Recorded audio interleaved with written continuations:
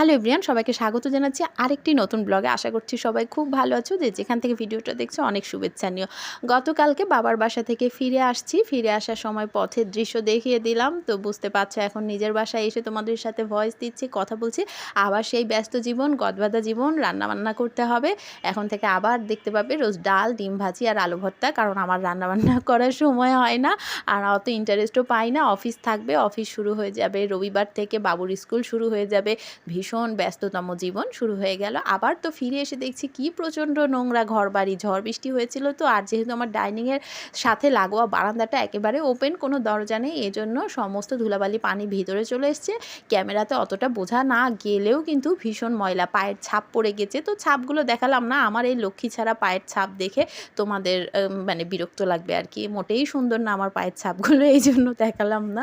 আর দেখো আমি যাওয়ার আগে এরকম র্যাকগুলো সব ঢেকে ঢুকে রেখে যাই, তাতে না ধুলাবালিটা একটু কম পড়ে। এমনিতেও আমি চেষ্টা করি মুছে টুছে ক্লিনিং করে ঢেকে রাখতে। মানুষ তো তেমন নেই, নিজেই ব্যবহার করি। মেয়ে আর মেয়ের বাবা তো কোনো কিছু নাড়েও না, মানে খাবার টেবিলে যেটুকু খাবার সাজিয়ে রেখে যায় ওরা ওইটাই ঠিক মতো খায় না, তো এগুলো কি নাড়াচাড়া করবে, এই কারণে ঢেকেই রাখি। তাতে প্রতিদিন মোছার ঝামেলাটা কম। সময় তো পাই না বন্ধুরা, সকালবেলা উঠে রান্নাবান্না করে টেবিলে খাবারটা রেখে কাপড়গুলো ধুয়ে কেচে ঘরটা হয়তো ঝেড়ে মুছে বেরিয়ে যায় অফিসে, ফিরে আসতে আসতে সন্ধ্যা। তখন এসে তো আর কিছু ভালো লাগে না, বাবুকে একটু পড়াশোনা করাতে হয়, এভাবেই দিনগুলো চলে যায়। তো যেদিন ছুটি ছাটা পাই, সাপ্তাহিক ছুটি, সেই সব দিনেই একটু হয়তো মোছামুছি করি। তারপর সেই দিন আবার দেখা যায় যে ফ্যামিলি একসাথে একটা সময় কাটাবো, বাইরে হয়তো কোথাও চলে গেলাম। তো এইভাবে মোছামুছির কাজটা প্রত্যেক দিন যেন করতে না হয়, তো আমি ঢেকেই রাখি। কোনো গেস্ট আসলে বা কেউ আসলে, আব্বু আম্মুরা চলে আসলে তখন অবশ্য আর ঢুকি না, তখন একবারে ওপেন করে রেখে দিই, যাতে সবাই সব কিছু দেখতে পায় এবং প্রয়োজনীয় জিনিসটা নিতে পারে।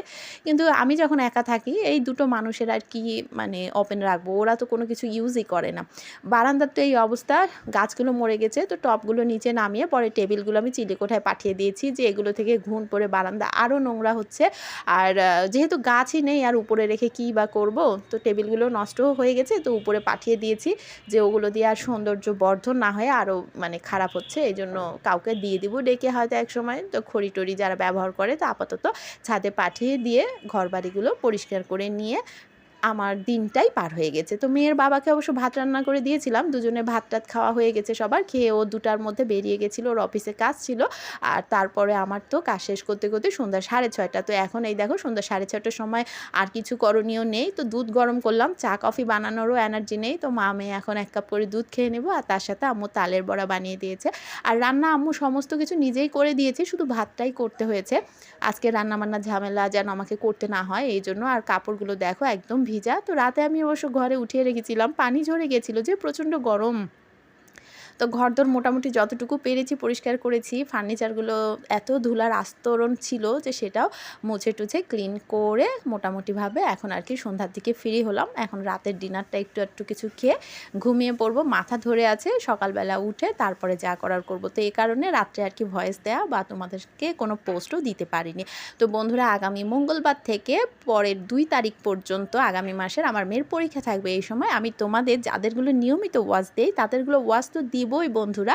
তবে আমি হয়তো বড় কমেন্ট খুব একটা করব না, কারণ অন করে রেখে ওকে পড়াশোনা করাবো। তো এর ফাঁকে ফাঁকে শুধু টুকটাক তোমাদের ওয়াচ দিয়ে যাব, ছোট ছোট করে কমেন্ট লিখে যাব। তো এটা তাদের জন্য যাদেরটা আমি নিয়মিত দেখি, আর যাদেরটা নিয়মিত দেখি না তাদেরটা আমি হয়তো দেখবই না, কারণ তারা তো আমার জন্য কিছুই করে না, আমার জন্য ভাবেও না। এই জন্য তাদেরকে নিয়ে আমার আর ভাবতে ভালো লাগে না। আর এমনিতেও ইউটিউব নিয়ে আমার খুব একটা চিন্তা ভাবনা নেই, এর জন্য আমার ভিডিও থাম্বনেইল বা কোনো কিছু যে টাইটেল এগুলো নিয়ে অতটা ভাবিও না। আমি ফ্রিল্যান্সিং সাইডে অলরেডি কাজ পেয়ে গেছি, সেখান থেকে আমার এক্সট্রা করে রোজগারও আসছে।